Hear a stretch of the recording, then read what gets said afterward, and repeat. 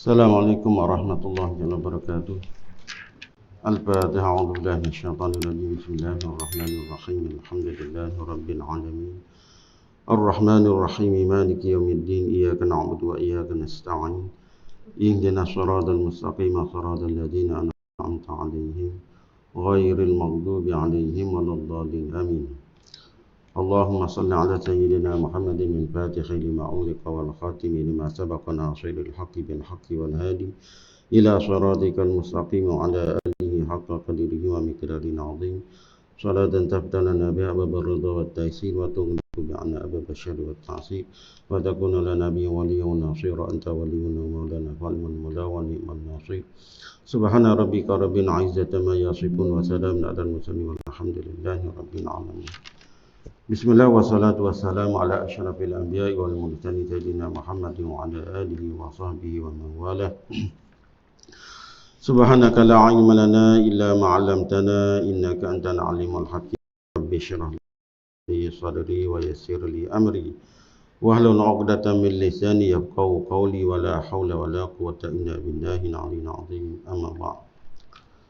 Alhamdulillah, terima kasih kepada yang bahagia Tuan Pengurusi Surau Al-Aziz serta ahli yang kuasa surau, kepada Tuan Imam, Tuan Biladan, sidang jemaah sekalian.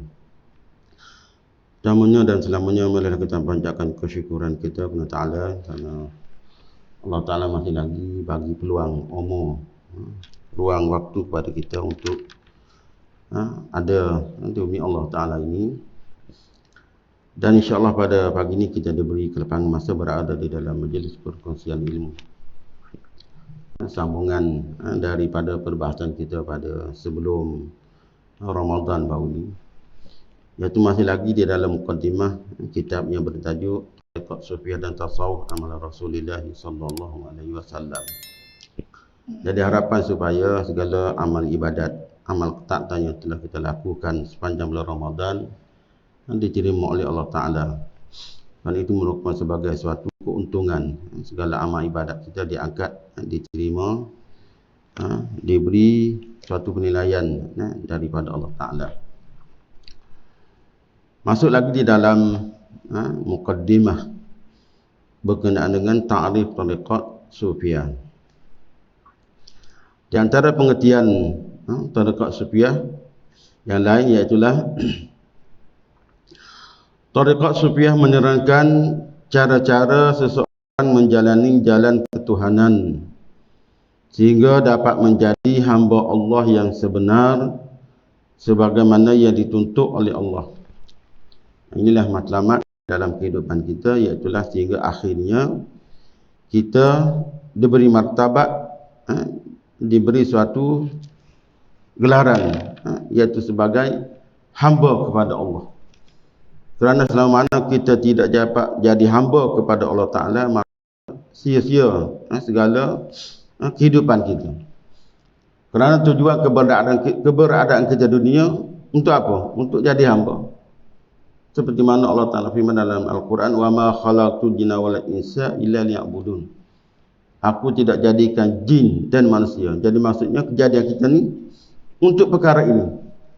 Untuk apa? Liya'budun, untuk dia jadi hamba. Jadi jikalau kita tidak dapat menterjemahkan, tak dapat mentasahihkan sifat kehambaan dalam kehidupan kita di dunia sebelum kita meninggal mati, maka sia-sia, dan kita dianggap di sisi Allah sebagai lembu kerbau, sebagai binatang.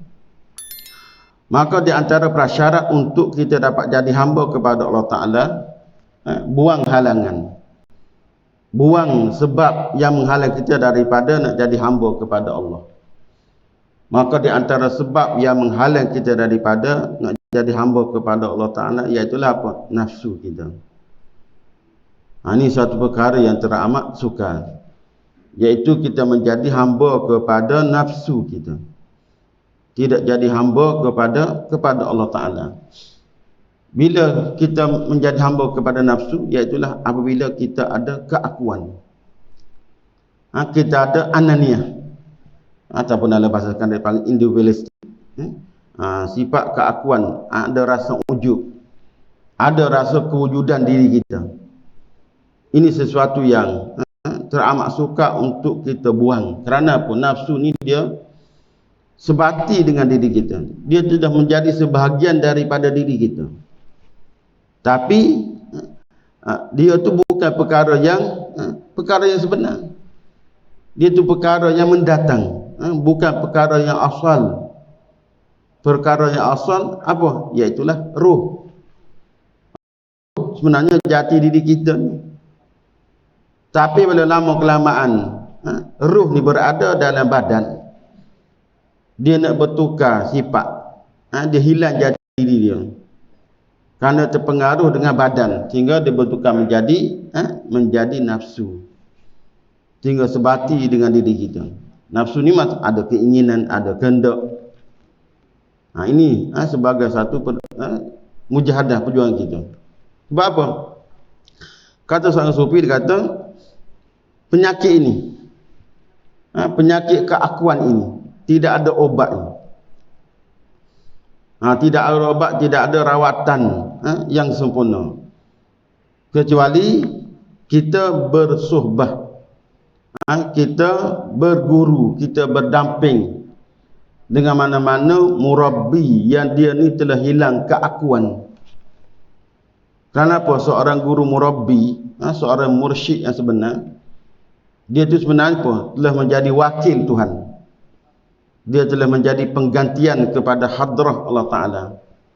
Dia telah menjadi penzahiran Allah Ta'ala di atas muka bumi. Iaitu apa? Seorang murabbi mursyid, dia mestilah seorang wali Allah.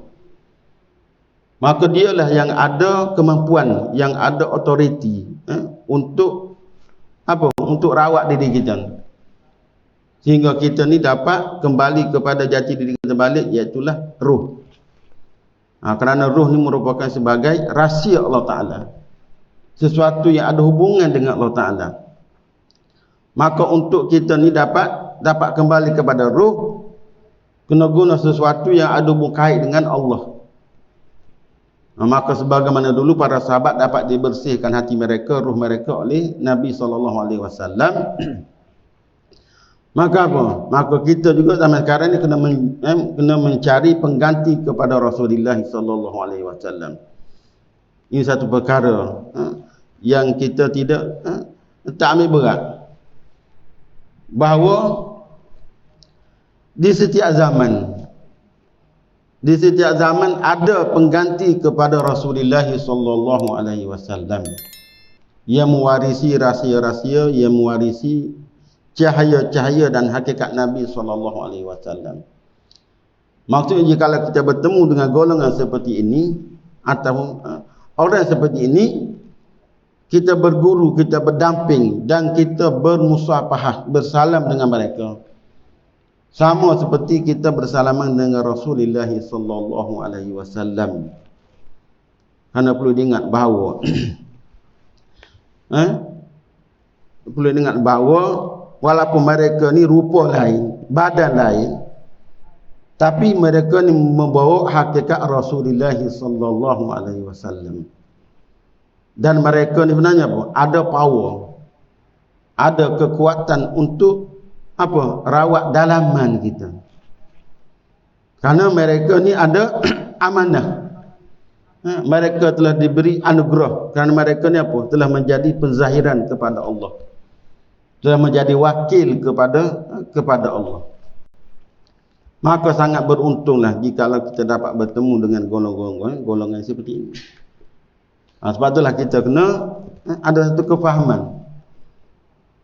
Jangan kita rasa tidak ada wali-wali zaman sekarang ni. Mereka ada, cuma mereka disembunyikan oleh Allah Ta'ala. Kenapa? Sebagai suatu bala kepada kita. Kenapa para wali tidak seperti mana zaman dahulu? Di dahulu para awliya mudah dikenal. Kalau dahulu ada wakil di setiap negeri, di setiap negara. Kalau sebelah Morocco, Maghribi, terkenal siapa?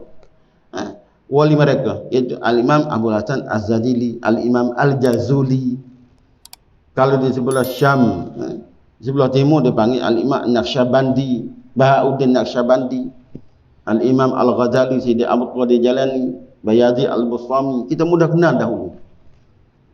Kenapa? Karena orang zaman dahulu mereka ni tidak ada akal pikiran. Mereka ni dalam keadaan tidak berbangga, tidak berpegang, tak yakin kepada amal mereka, kepada ilmu mereka. Batalah mudah diketemui zaman dahulu para aulia, ataupun zaman kemudian zaman dahulu. Kalau di sebelah negara kita, dahulu ramai para wali mudah dikenal. Almarhum Tok Kenali, Tok Seleho, Syekh Abdullah Fahim, Haji Syafiq Lotun di Terengganu, Tok Kupulaman ni dikenal sebagai wali. Tapi zaman sekarang ni kita tak tahu siapa wali di kalangan kita. Di negara kita, di negeri kita, di daerah kita. Mereka ni tersembunyi. Kenapa? Ini sebagai bala kepada kita di akhir zaman. Kenapa? Karena kita ni banyak menggunakan akal. Kerana kita ni yakin kepada ilmu kita, kepada amal kita.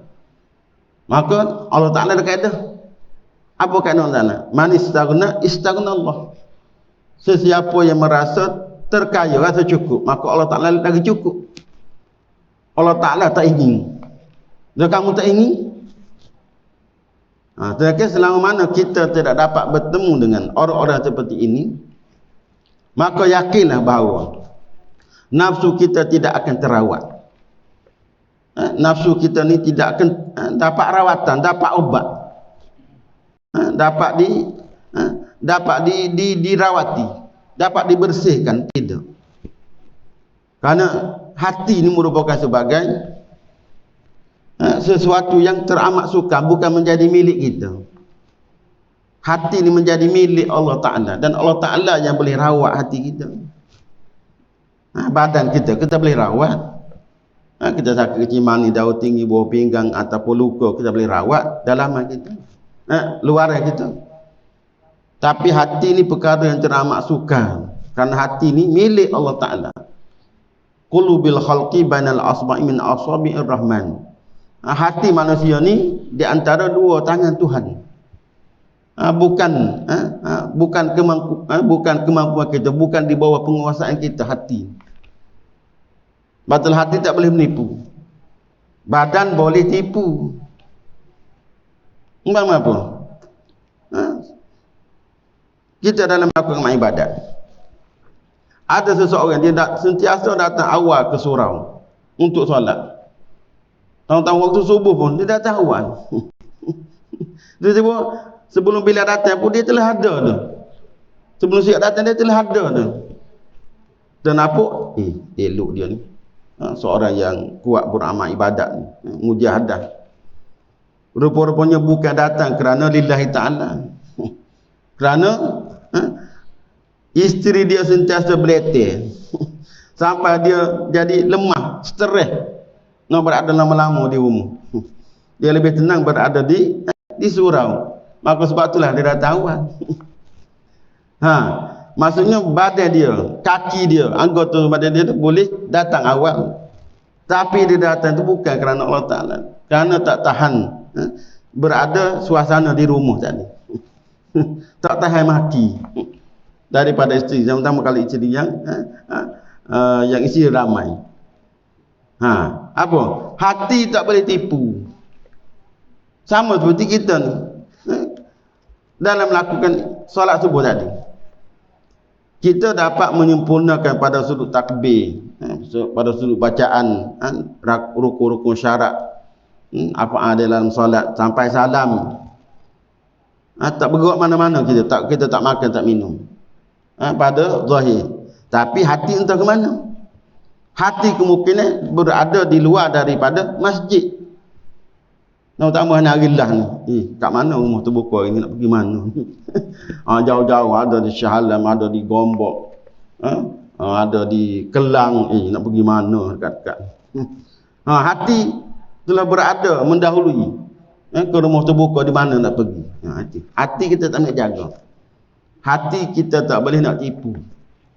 Umpama apa, seseorang perempuan dipaksa kahwin oleh ibu bapa dia. Dan sebelum kahwin dia ada kekasih dah. Tapi dipaksa kahwin oleh bapa dia. Maka terpaksalah kahwin. Tapi walaupun dia boleh bersama dengan suami dia, pada sudut badan hati tak boleh. Hati mungkin dia masih lagi teringat kepada cowok dia. Kepada kekasih dia dahulu. Hati tak boleh tipu, hati tak boleh dibeli. Karena hati ni milik Allah Ta'ala. Maka sebab itulah hati ini dapat dirawat. Dapat dirawat melalui jalan khas, melalui sanad rahsia. Hati untuk hati orang beriman ini, Nabi telah bagi untuk rawat ni melalui jalan rahsia, melalui sanad khas kepada beberapa orang sahabat-sahabat, kemudian daripada sahabat turun kepada tabi'in. Sebab itulah ada jalan-jalan dipanggil jalan tasawuf, jalan tariqat ini. Itu sebagai suatu jalan untuk kita ni rawat hati. Maka dia ada di antara jalan untuk kita rawat hati ni, dia ada jalan suluk. Dia ada jalan suluk secara umum, suluk secara khas. Apa suluk secara umum? Iaitu dengan kita melakukan amal ibadat. Dengan kita banyak mendengar kuliah-kuliah sehingga hati kita ni jadi berubah. Berubah secara umum. Kalau dulu sebagai seorang gangster, sebagai seorang kaki disko, sebagai seorang perompak, orang yang samsing, tapi selepas lalu hadir solat berjemaah, lalu dengar kuliah-kuliah agama, kita berubah daripada seorang penagih dadah menjadi ahli masjid, daripada rokok tinggal rokok, daripada ahli maksiat menjadi ahli ibadat. Itu dipanggil suluk secara umum. Kita dapat melalui apa? Melalui amal ibadat kita. Ataupun dulu seseorang sebelum masuk tabligh, dia ni sebagai seorang penyanyi, dia sebagai seorang gangster sebagainya, tapi sebelum masuk ke bulan Jumaat tabligh berubah umpamanya. Selalu ada gas jauhlah keluar dan sebagainya. Ini dipanggil tarbiyah secara umum. Ada tarbiyah secara dipanggil suluk secara khas. Ini untuk rubah hati, ini untuk rawat hati. Di antaranya apa? Mengambil jalan zikrullah, mengambil jalan tariqat tasawuf, dengan zikir semakin bertahap. Daripada nafsu amarah tukar daripada nafsu apa? Nafsu lawamah, kemudian nafsu mulhamah, kemudian naik kepada nafsu mutmainnah. Ini dipanggil suluk secara khas. Ini jalan untuk kita ni dapat rawat hati kita. Dan ada lagi suatu jalan yang dipanggil sebagai shortcut. Jalan yang dapat dirawat dengan secara total. Iaitulah kita dapat dipertemukan dengan mana-mana waliullah. Dapat seorang guru mursyid, guru murabbi. Mereka ni dianggap sebagai apa? Orang yang dapat ubah benda, dipanggil qalbul a'yan. Iaitu dipanggil dalam istilah tasawuf dipanggil jazbah. Seseorang itu dapat kejutan, dapat tarikan jazbah. Maksudnya dapat secara sekaligus. Tak perlu melalui tahap-tahap tertentu, tidak perlu. Ini orang yang paling istimewa. Iaitu dia dapat bimbingan, dapat tarbiyah, dapat dipertemukan dengan mana-mana guru murabbi, syekh mursyid. Guru yang sempurna, guru Qur'anian yang betul-betul bertaraf sebagai seorang wali Allah. Maka sangat beruntunglah. Dia dapat seorang guru murabbi. Kenapa? Guru murabbi itu merupakan sebagai orang yang menerima amanah daripada Nabi, daripada Rasulullah sallallahu alaihi wasallam untuk tarbiyah. Karena mereka ni apa? Waliullah. Orang yang dikaitkan dengan ada hubungan dengan Allah Ta'ala. Sebagaimana Nabiullah, Rasulullah, dia waliullah. Sebab tu Imam Ghazali kata, kita nak bertemu dengan guru murabbi, guru mursyid di akhir zaman ini, teramat sukar. Sama seperti kita nak cari sepotong, sebilah jarum yang jatuh dalam timbunan rumput-rumput kering. Bagaimana nak cari? Sebilah jarum yang kecil jatuh ke dalam timbunan rumput-rumput kering. Maka begitulah perumpamaan. Nak cari guru murabbi, guru mursyid di akhir zaman. Tapi dia ada.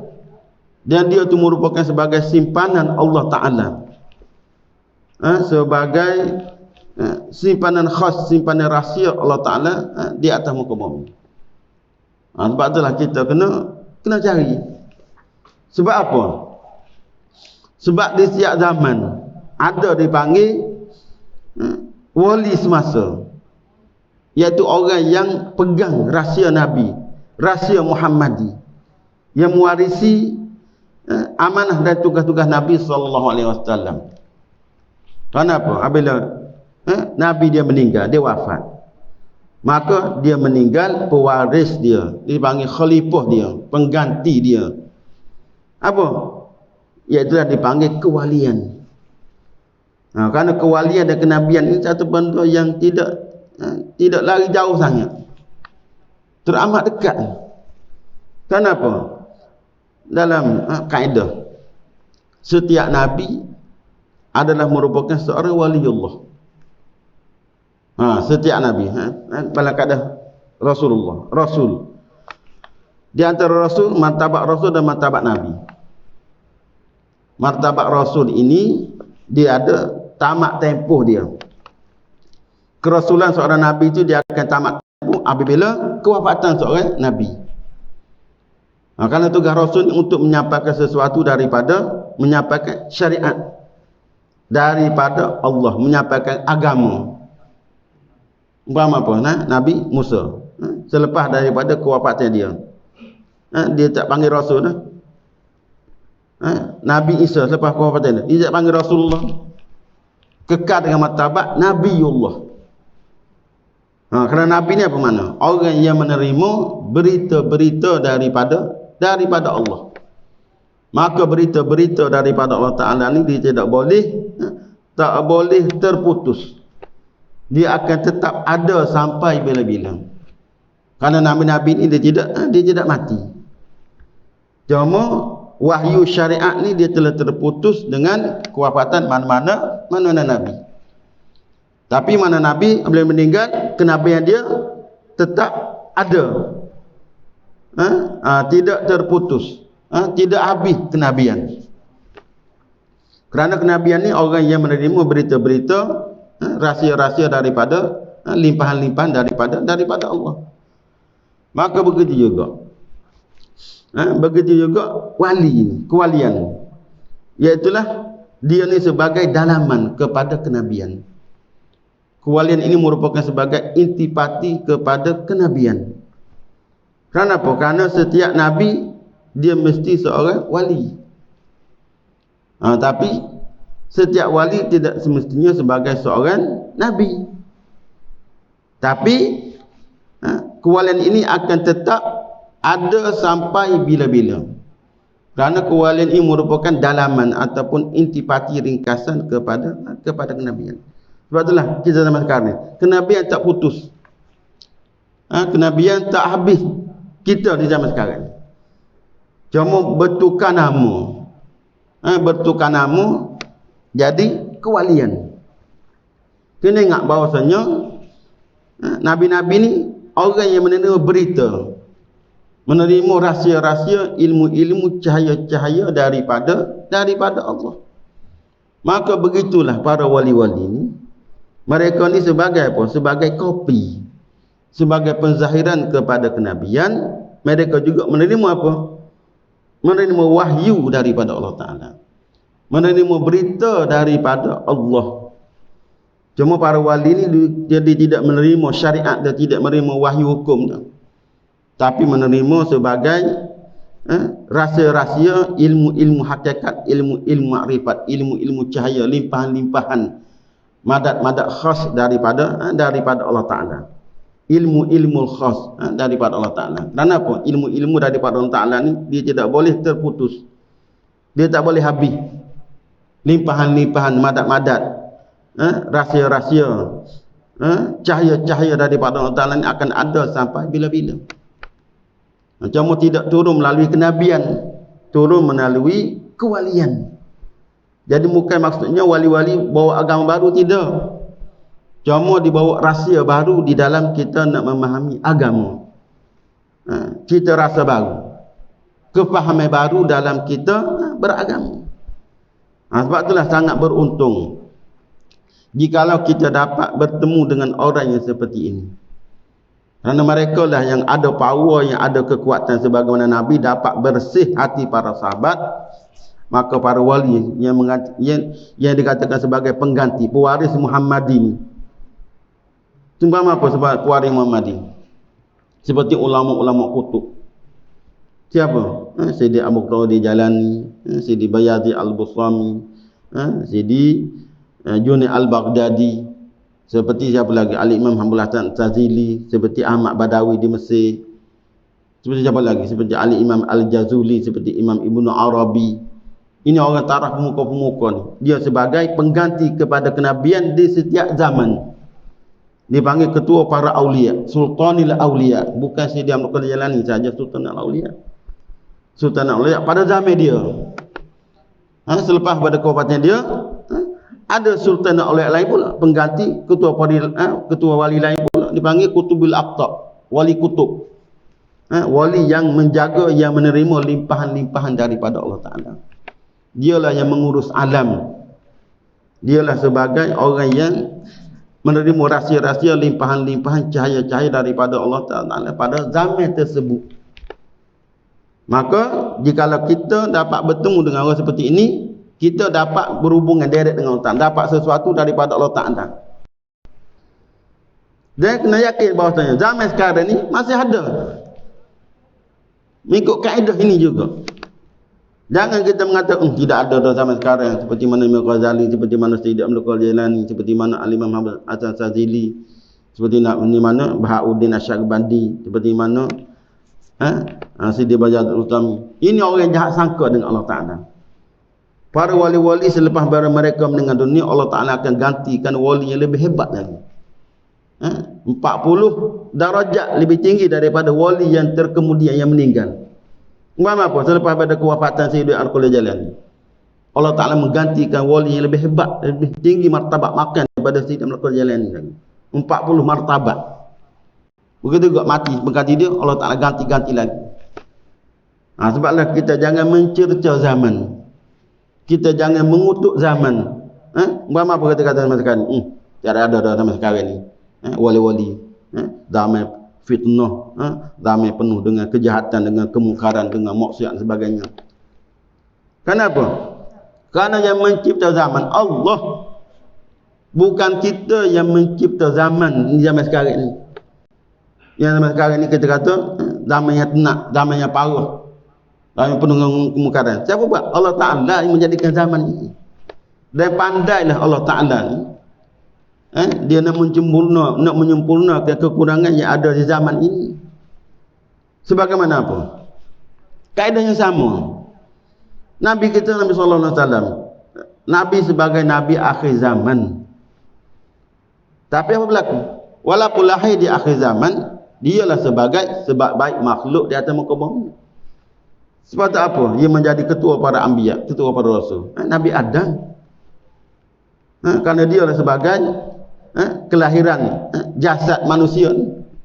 Sepatutnya dia ataupun lepas pada dia Nabi Nuh, Nabi Yunus, Nabi Ibrahim, Nabi Musa, Nabi Isa. Tapi kenapa tiba-tiba Nabi Muhammad sehebat-hebat Nabi, sebaik-baik manusia, sebaik-baik makhluk, ketua para anbiya, ketua para rasul, walaupun lahir di akhir zaman?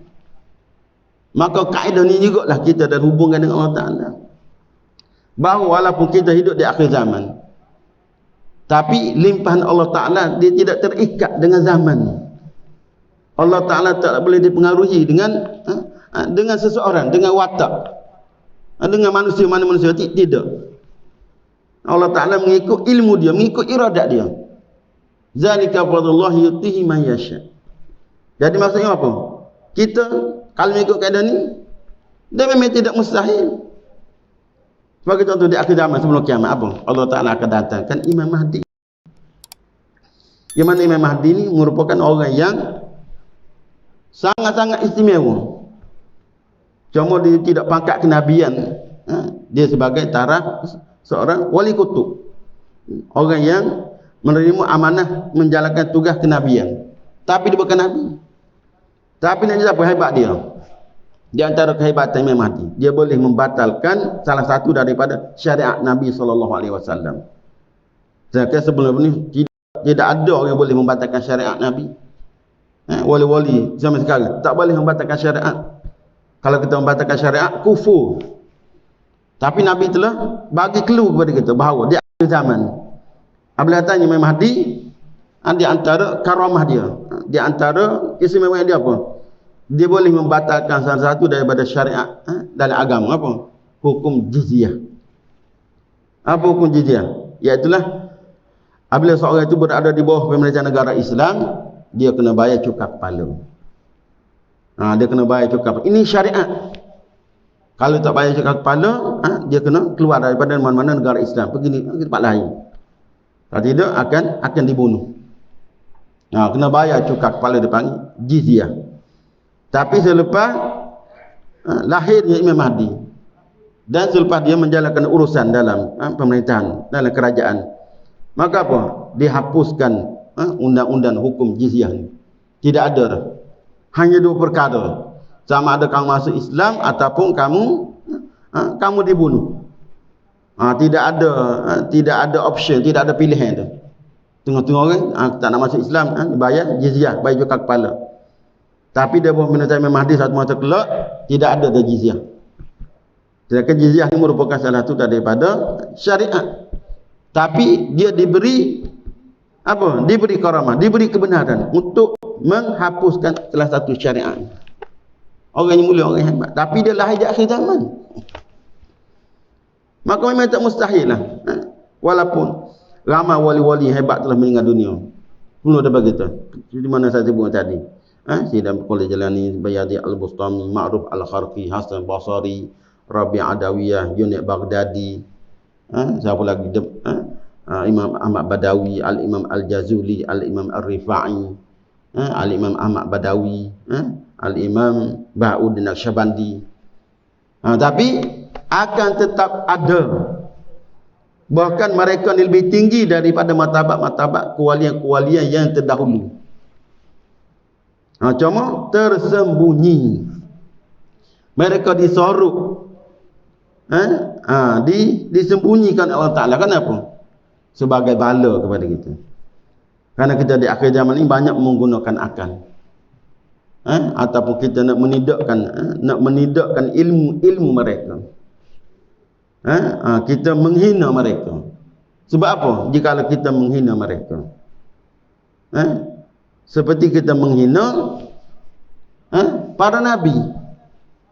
Sebab itulah Allah Ta'ala sembunyi supaya kita ni tidak kena bala.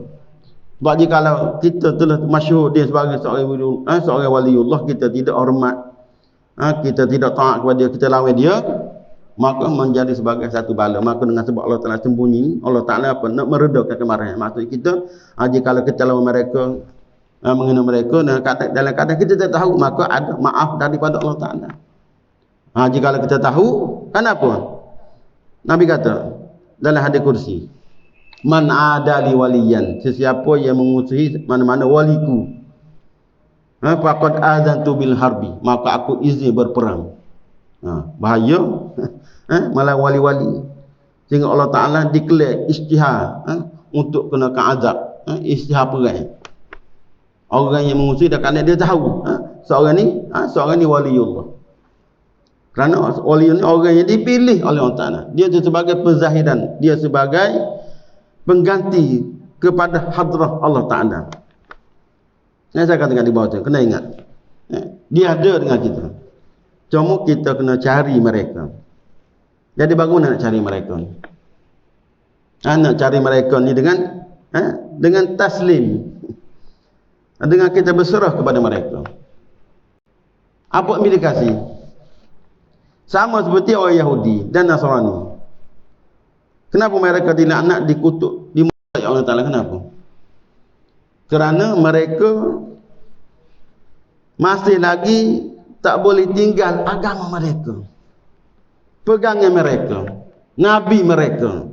Sedangkan nabi mereka tu, syarat mereka telah terputus dah, telah habis dah, kerasulan Nabi Musa dan kerasulan Nabi Isa. Tapi apa? Dia rasa agama dia yang agama yang betul, agama dia agama yang sebenar. Sedangkan agama mereka ni telah terputus dah. Telah tiada dah agama baru, agama Islam, dan nabi baru iaitu Nabi Muhammad SAW. Tapi mereka tetap nak berpegang dengan nabi mereka yang terdahulu. Maka sebab itulah tidak ada azab, tidak ada azab yang paling besar, yang paling berat di zaman sekarang ni, iaitulah kita terhijab dengan mana-mana waliullah. Kenapa? Mereka lah sebagai saluran kita dengan Allah Ta'ala. Sebab itulah para sahabat dimuliakan apa? Kalau para sahabat nak bandingkan dengan Yahudi Nasrani, tak boleh nak banding, tak boleh nak compare. Kerana para sahabat orang Arab Quraisy pada masa tersebut dia anggap sebagai orang yang tidak bertamadun, tidak ada ilmu, hidup di padang pasir, dengan cara badui. Nak dibandingkan dengan orang Yahudi, orang Nasrani yang mempunyai kemajuan, ada tamadun. Tapi apa berlaku? Selepas mereka menerima kerasulan Nabi Muhammad SAW, mereka yang paling mulia, mereka yang paling sempurna, mereka yang ada nilai di sisi Allah Ta'ala. Jadi betullah sebagai seorang mengatakan bahawa fattariqatu lisabiqi, fattariqatu lisadiqi wala lisabiqi. Jalan tasawuf ni, jalan ilmu makrifat ni, jalan ilmu hakikat ni, jalan ahlillah ni, jalan nak mengenal Allah Ta'ala ni, dia tidak mengenal orang yang awal, tapi dia menerima orang yang tasdik, orang yang jujur, orang yang tulus. Ni penilaian di sisi Allah Ta'ala. Maksud Allah Ta'ala tidak nilai seseorang itu pada dia ni awal menerima agama, tidak. Tapi Allah Ta'ala nilai seseorang itu pada sejauh mana kejujuran dia, sejauh mana tasdik dia, membenar dia, taslim dia. Maka walaupun orang Yahudi, dia orang yang ada ilmu, dia menerima agama awal daripada agama Islam, tapi dia akhirnya apa? Dilaknat, dimurkai Allah Ta'ala. Kerana apa?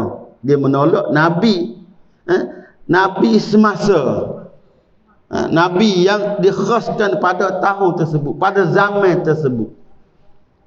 Maka bila dia menolak Nabi di zaman tersebut, maka dia dapat laknat, dapat kutukan murka daripada Allah Ta'ala. Kerana Nabi itulah merupakan sebagai orang yang menerima limpahan, sebagai wakil, sebagai orang yang menerima madak-madak daripada Allah Ta'ala. Kerana Nabi Musa tak menerima dah madak daripada Allah Ta'ala, Nabi Isa tak menerima dah limpahan rahsia-rahsia ilmu daripada Allah Ta'ala. Dia terputus.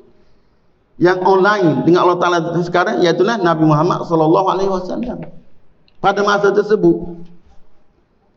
Maka jikalau kita tidak bersama dengan orang yang menerima limpahan sezaman, Nabi sezaman pada Nabi zaman tersebut, maka kita akan sia-sia, maka kita akan rugi, kita akan dapat kutukan dan laknat. Itu sebenarnya, itu kaedah.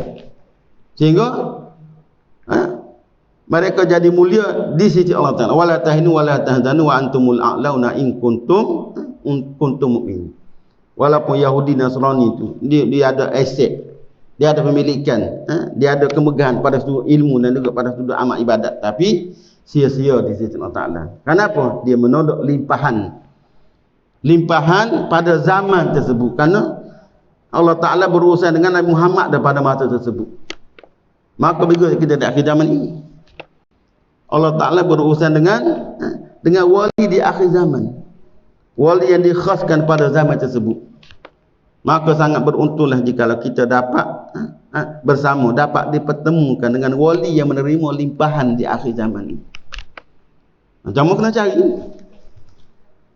Sebab itulah Nabi kata sebagai tutup, nak cerita seorang sahabat Nabi, seorang badui datang daripada jauh, bertemu dengan Nabi SAW untuk menerima Islam, masuk agama Islam. Maka apa?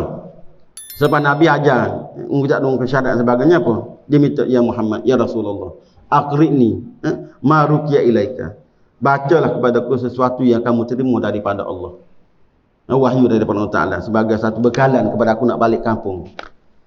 Maka Rasulullah ni dia melihat keadaan Badui ni orang yang tidak ada ilmu yang banyak, tidak ada akal yang panjang. Tapi dia nak satu kefahaman di dalam agama. Satu ringkasan di dalam agama. Nabi dapat kasyaf, menilai kemampuan dia. Maka Nabi sallallahu alaihi wasallam kata dengan bahasa yang mudah nak meringkaskan agama kepada Badui dia apa dia kata? Fa man ya'mal misqala dzarratin khairan yarah. Wa man ya'mal misqala dzarratin syarran yarah. Mudah. Apa? Ini ringkasan kepada agama. Sesiapa yang buat amal kebajikan walaupun besar zarah, dia akan dapat balasan, dia akan dapat lihat. Dia dapat balasan, dapat imbuhan. Dan sesiapa yang melakukan perbuatan kejahatan walaupun sebesar zarah, dia akan dapat balasan, dia akan dapat lihat. Dia akan dapat hasil. Ini satu perkara yang sangat simple. Tapi walaupun sangat simple, tapi itu ringkasan di dalam agama. Maka selepas dia menerima, mendengar Nabi baca ayat ni, apa dia kata? Mah ya Rasulullah. Cukup ya Rasulullah, cukup dah. Tak perlu kamu ajar lebih-lebih lagi ya Allah. Lalu apa? Dia beredar, maka dia balik ke kampung dia. Maka para sahabat terpingung-pingung. Jadi bingung kerana, ya Rasulullah, bagaimanalah dia nak jadi seorang Muslim yang baik? Nak jadi seorang Muslim yang baik, nak beramal ibadat, nak beramal dengan agama. Kamu hajar dia dua patah perkataan yang tadi. Bagaimana dia nak bersolat, bagaimana nak berpuasa dan sebagainya, nak hidup sebagai seorang yang betul dengan Allah Ta'ala. Jadi kamu ajar, jadi Rasulullah ajar dua perkara saja tadi. Apa kata Rasulullah? Zahaba sahibukum faqihan. Sahabat kamu tadi telah pergi, telah balik dalam keadaan dia telah menjadi faqih dah. Dia telah menjadi alim dah di sisi Allah Ta'ala. Kenapa? Kerana dia tu orang yang jujur. Orang yang dipanggil betul, lurus, bendul. Tak banyak cakap. Apa yang aku ajar tu, dia rasa itu sesuatu yang dapat menjadi pegangan kepada dia. Dan sebenarnya itu sebagai sesuatu yang teramat besar. Itu ringkasan kepada agama, kepada sesiapa yang beramal dua perkara, cukup dah. Buat baik, buat amal kebaikan, dapat pahala, dapat balasan yang dapat syurga. Buat amal kejahatan, dapat bala, dapat kutukan. Maka jika beramal dua perkara ni apa? Tak perlu ada polis, tak perlu ada undang-undang tu. Dan masyarakat pun akan jadi selamat. Ini dipanggil sebagai ringkasan di dalam kita beragama. Teramat mudah.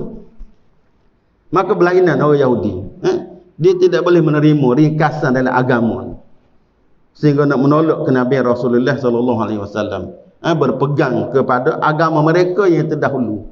Jangan agama mereka selalu telah masuk dah, telah tamat tempoh dah. Sekarang ini telah ada buku baru, nabi baru, tapi mereka menolak. Maka sebab itulah mereka dilaknat, dikutuk, dimurkai oleh Allah Ta'ala.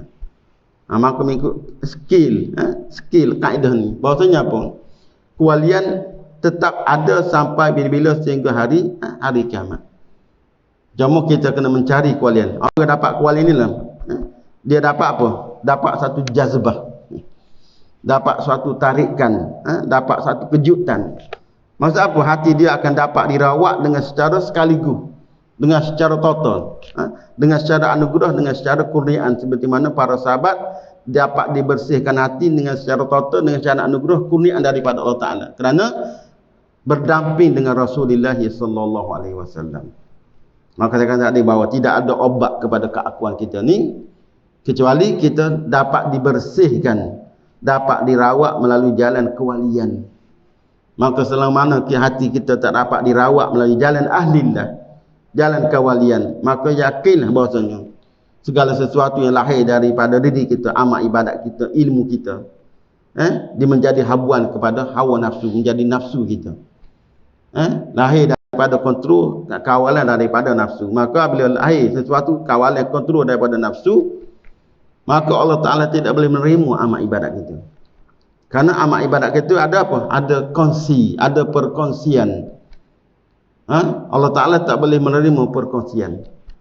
Allah Ta'ala hanya menerima daripada dia, menerima daripada jalan dia. Maka sebab itulah semua mana amal ibadat kita masih lagi ada keakuan, ada diri sendiri, ada nafsu, maka selama itulah amal ibadat kita tidak diterima oleh Allah Ta'ala. Sebagaimana kata Imam Ali Zainal Abidin, mudahnya kamu nak tahu amal ibadat kamu diterima atau tidak, iaitu selepas kamu beramal ibadat, kamu lupa amal ibadat tersebut. Maka jika kamu masih lagi ingat amal ibadat yang kamu buat, maka apa? Itu tanda ada diri kamu. Kamu rasa kamu yang buat amal ibadat tersebut.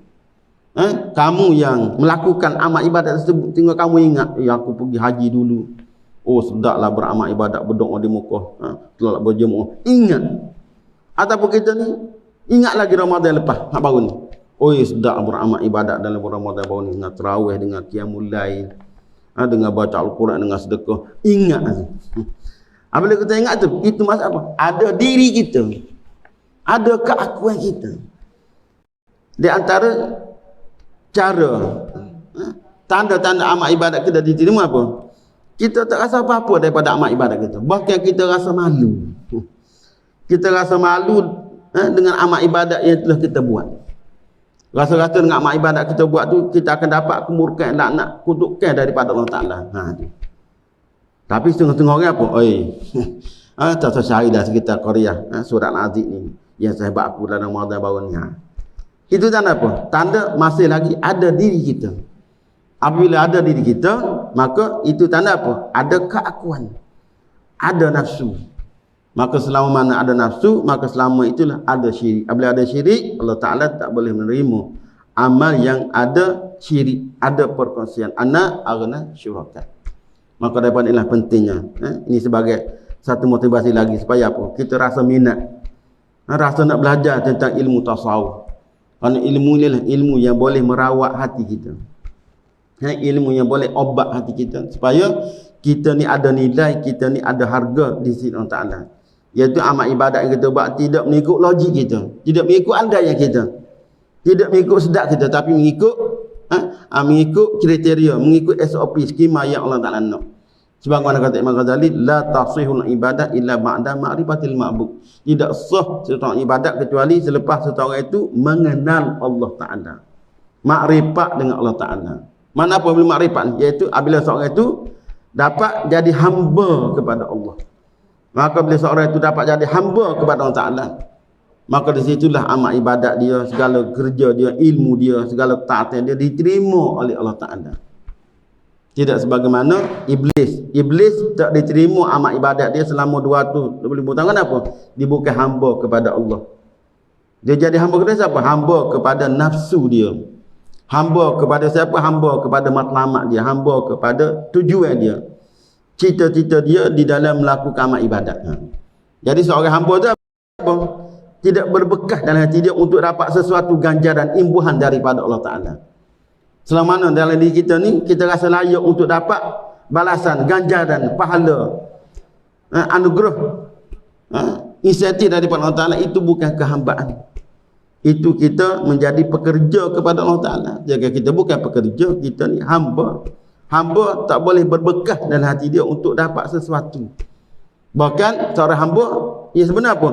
Dia nak buat sesuatu daripada, selain daripada Allah Ta'ala. Kita menghadirkan sesuatu dalam diri kita. Maka bila kita menghadirkan sesuatu selain daripada Allah Ta'ala, itu mana apa? Kita bukan hamba kepada Allah Ta'ala. Kita hamba kepada perkara tersebut. Hamba kepada nafsu, hamba kepada tujuan, hamba kepada matlamat. Tidak hamba kepada Allah. Inna Allah wa malaikatahu yusalluna 'alan nabiyyi alladzina amanu sallu taslima sallallahu alaihi wasallam taslima subhana rabbika rabbil izzati amma yasifun wa salamun 'alal mursalin.